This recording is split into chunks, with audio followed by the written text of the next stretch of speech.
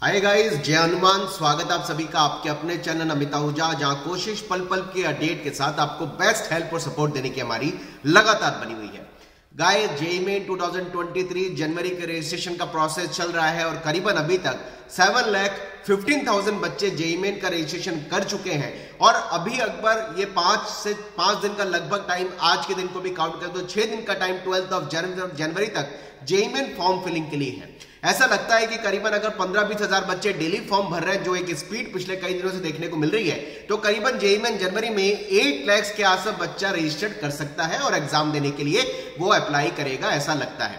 लेकिन यहां पर एक इंपॉर्टेंट पॉइंट जो मुझे कई बच्चों ने मैसेज भी किए और मुझे ट्विटर पर, मेरे इंस्टा पर, फेसबुक पर, यूट्यूब पर, बहुत सारे सोशल हैंडल पर, लगातार टेलीग्राम पर बच्चे यही लिखते हैं कि सर जेईई मेन जनवरी के एग्जाम क्या पोस्टपोन होने के चांसेस हैं या ये एग्जाम पोस्टपोन होगा।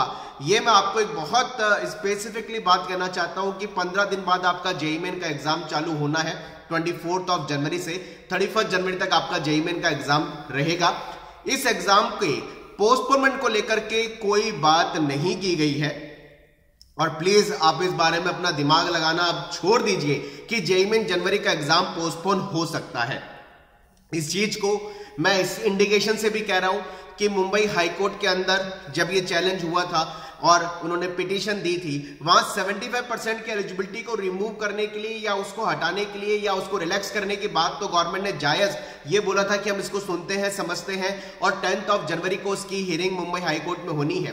लेकिन जब ये बात बोली गई कि 3 से 4 महीने पहले बच्चों को अभी तक बताया जाता था जेईई का एग्जाम कब होना है, कॉम्पिटिटिव एग्जाम कब होना है, तो गवर्नमेंट ने ये बोला कि रूल्स रेगुलेशन कहां पर लिखे हैं ये हमें बताइए। और ये भी बात करी कि इंफॉर्मेशन बुलेटिन हमारे सामने प्रोड्यूस करिए जहां पर आप जिन भी पिटीशन को या जिन भी चीजों को आप चैलेंज कर रहे हैं कोर्ट के अंदर, वो चीजें वहां क्लैरिफाई हो। लेकिन इंफॉर्मेशन बुलेटिन में कहीं पर भी गवर्नमेंट ने इस चीज को लिख के नहीं दिया कि हम 3 से 4 महीने पहले बताएंगे या हमारा ये रूल है एग्जाम को कंडक्ट करने का या एग्जाम को बताने का। ऐसी कोई बात गवर्नमेंट ने नहीं बोली है।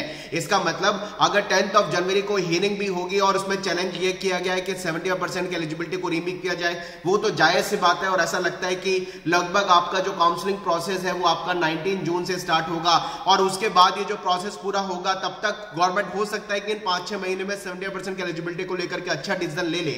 लेकिन कहीं भी ये बात इंफॉर्मेशन बुलेटिन में ये मेंशन कहीं नहीं की गई है कि बच्चों को पहले एग्जाम देने से पहले इतने टाइम तक बाउंड करके बताया जाएगा। इसका मतलब है कि अगर पोस्टपोनमेंट की बात को गवर्नमेंट चैलेंज भी करती है, पिटीशन के अंदर चैलेंज भी किया जा रहा है, इस पे गवर्नमेंट का क्या प्रॉपर डिसीजन आएगा पोस्टपोनमेंट को लेकर के वो तो क्लियर नहीं है। लेकिन पोस्टपोन होने के चांसेस बहुत रेयर टू रेयरेस्ट है। इसलिए मैं सारे बच्चों को स्ट्रांगली कहना चाहूंगा कि प्लीज अपना टाइम वेस्ट सब पोस्टपोनमेंट को लेकर के मत करिए, वहां दिमाग मत लगाइए। क्योंकि अगर आपकी एनर्जी एग्जाम पोस्टपोन होगा इस चीज के थॉट में, इस चीज के सोच में निकल गई और एग्जाम बिल्कुल आपका राइट टाइम जो दिख रहा है कि होना ही है, तो आपका बहुत बड़ा नुकसान हो सकता है। और वो नुकसान होने के बाद में जनवरी जेईई मेन के एग्जाम का अगर आप यही सोच के समय भी निकाल देंगे तो अप्रैल के एग्जाम में भी कहीं ना कहीं आपके ऊपर अननेसेसरी का लोड रहेगा। क्योंकि जेईई मेन जनवरी में आपने पूरे एफर्ट्स नहीं लगाए। जो बच्चे 75% 60% के एलिजिबिलिटी के डिलेमा में फंसे हुए हैं, जो बच्चे एग्जाम पोस्टपोन होगा नहीं होगा, एग्जाम टाइम पे होगा, उस डिलेमा में फंसे हुए हैं, उन बच्चों को नुकसान हो सकता है।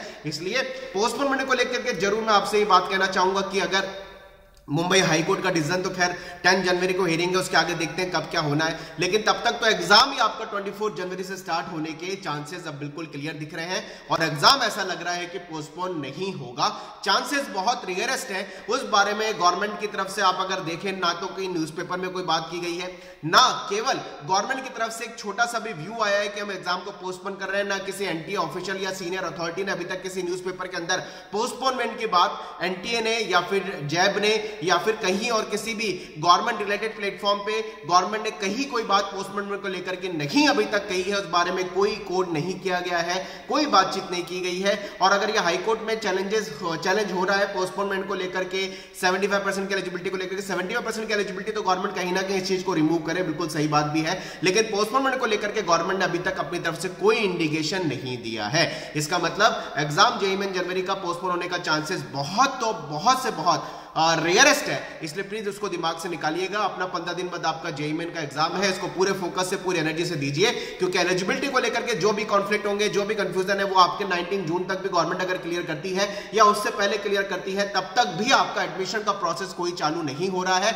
और वैसे भी गवर्नमेंट ने क्लियर कहा है कि जेईई मेन एडवांस देने के लिए हमने एलिजिबिलिटी को नहीं लगाया है, हमने आईआईटी एनआईटी के एडमिशन की एलिजिबिलिटी को लगाया। एग्जाम हर कोई बच्चा दे सकता है। तो मैं ये जरूर बोलना चाहूंगा कि प्लीज अगर आपने फॉर्म नहीं भरा है, आप फॉर्म को जल्दी से जल्दी भर दीजिए, क्योंकि आपके पास 5 दिन का टाइम जेईई मेन जनवरी के एग्जाम की फॉर्म फिलिंग के लिए अब रह गया है। और अपना मिस मत करिए, क्योंकि एग्जाम देने की एलिजिबिलिटी 75% नहीं है, वहां 12th पास है। आईआईटी एनआईटी में एडमिशन की एलिजिबिलिटी 75 है, और उसको भी गवर्नमेंट कहीं ना कहीं आगे सोच के हिसाब से अच्छा डिसीजन उस पर लेगी, ये एक एक्सपेक्टेशन हमें दिखाई दे रही है। और गवर्नमेंट इस बारे में काफी सिंसियरिटी से सोच रही है, देखते हैं क्या होता है। लेकिन अच्छा डिसीजन 70% की एलिजिबिलिटी को लेकर के आएगा। लेकिन पोस्टपोनमेंट को लेकर के गवर्नमेंट ने कोई बात अपनी आप से नहीं कही है, इसका मतलब एग्जाम तयशुदा टाइम पे होना कंफर्म दिखाई दे रहा है। Wish you all the best. लिखें कमेंट बॉक्स में अपनी जो भी आपकी बात है, कमेंट बॉक्स में मुझे जरूर लिखिए, ताकि मैं समझ पाऊं कि आप मुझसे क्या पूछना चाहते हैं और अभी भी आपके दिमाग में किस तरह की बातें चल रही हैं। Wish you all the best. मिलते रहेंगे करियर के अपडेट के साथ। जय Hanuman, bye bye, thank you very much. पढ़ाई करते रहे, मस्ती से अपने एफर्ट्स लगाते रहे, भगवान आपका अच्छा करेगा, आपके एग्जाम में अच्छे मार्क्स आएंगे, ऐसी हमारी उम्मीद है।